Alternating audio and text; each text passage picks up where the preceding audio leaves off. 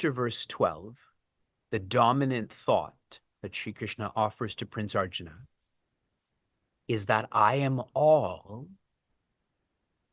yet I am beyond all. I am all, but beyond.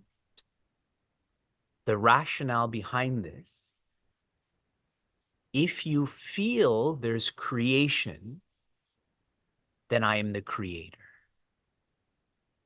Yet I am beyond the creator in the sense of I am consciousness.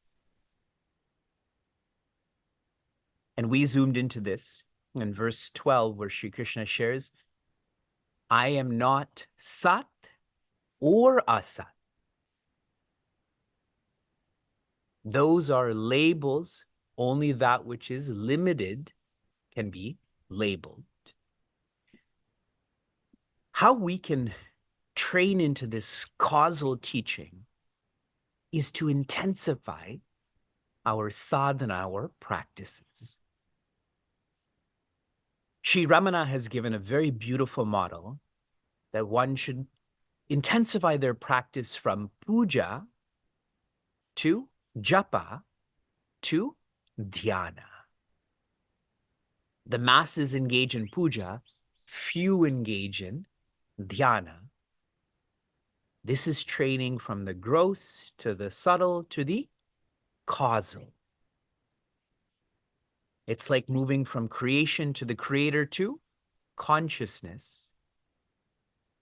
Constant training is required. Otherwise, despite going through Bhagavad Gita's chapter 13, I'm monitoring safety. The Mahabharata is inside, Bhagavad Gita is outside. Otherwise, you'll still theorize chapter 13. It'll still be theorized. I shared yesterday about the less we use labels, the more we'll tune into what's beyond labels. Today I'm sharing the less supports we have in our sadhana, the more we will tune into the end. We're now on verse 18. 18 in your Swami Chinmayananda books, but overall it's verse 17. Okay, everyone? We're using the 700 verse model, not the 701 verse model. Jyotishamapi tat jyotihi tamasaf paramuchyate jnanam jneyam jnanagamyam hridi sarvasya vishtitam. Joy. First quarter.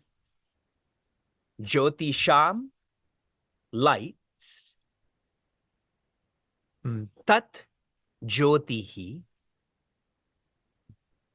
beyond is the light of lights.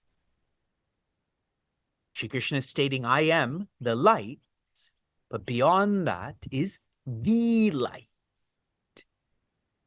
I am the stars and the moon and the sun, but beyond that, I am awareness. Tamasaha, from darkness, paramuchyate. This light is beyond darkness, but so is the sun. That's also beyond darkness. So what is the implication? In this first line, Shri Krishna is trying to take us away from relativity. Relativity. The relative can only be if there's an absolute. And if you're personalizing this, if there's an absolute, then there's not a relative. Next line. Jnana, we've covered that. What is knowledge? Jnaya, what is to be known? Jnana gamya, for the one who knows knowledge and what is to be known, this knowledge and to be known moves one. Gamya means to take.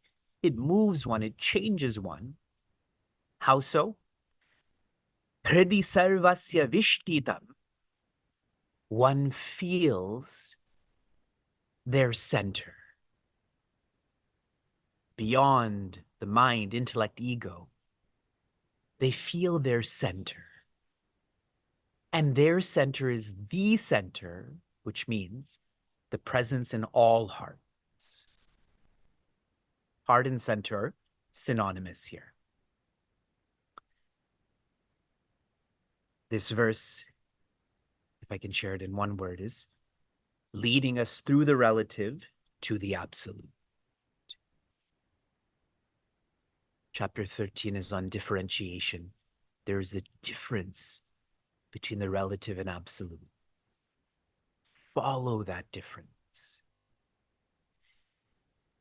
From inspiration to application, your application yesterday was to count the number of times you labeled. Does anyone dare want to share how many times they used labels? It's scary, isn't it? My reflection on this is the more you label, the more you think. And I take that back. The more you label, the more thoughts you have. And often the more thoughts you have, the more you label.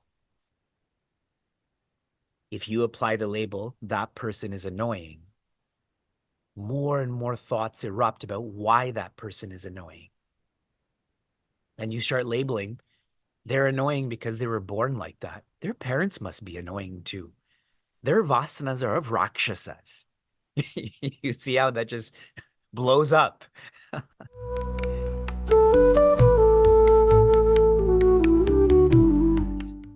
To relate to chapter 13, you have to be ready. Those who are not ready, they become scholarly about chapter 13. They become theorists. But those who are ready, you're comfortable with this intensity, then this is I almost want to describe it as a end chapter. There's a difference between the relative and absolute. Finished. I will no longer live as the relative. We started with verse 7, which is on values. These values help us, and took us to verse 12, which is on vastness. Those who don't follow through with values, that really means they're following through with valuables. How will they ever feel their vastness? How will they ever know what life is? We continued. Shri Krishna helps us to know vastness in verse 17. That was our third critical verse. He gives an elevation from darkness to light, singular. Making this practical, darkness is when one is engaged in harmful relativity. Light is when one is engaged in helpful relativity. Be rigorous in your reflection. Harmful and helpful are still both relative. But one causes you to fall, one causes you to climb.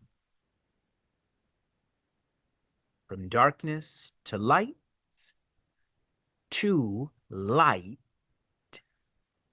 that is absolute. Meaningful mornings is helpful relativity. This is still relative, but it's helpful, pushing us to the absolute. After this verse, the dominant thoughts that Shri Krishna shares, for one to know, personally know what Prakriti is, what Purusha is, what peace is. In this framework, Prakriti would be darkness, Purusha would be light, lights, sorry, plural. Peace would be light.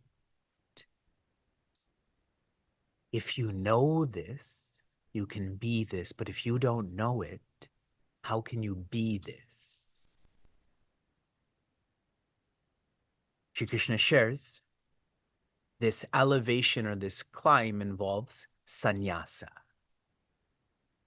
Sannyasa means to let go.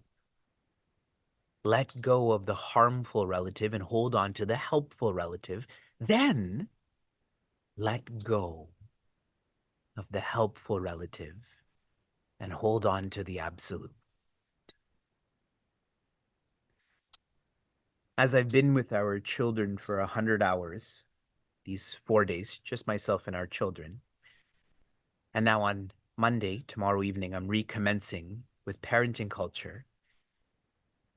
The strong reflection I've had is how easy it is to become attached and what great training it is to be exposed to an environment of attachment and to not be attached. I'm going to read to you an awesome quote that was shared this week on social media. Everything changes. That is samsara. To teach you this simple, observable fact, you are exposed to the world of plurality. Study your own life. Renounce the lowest, the lower, so that you can be the highest.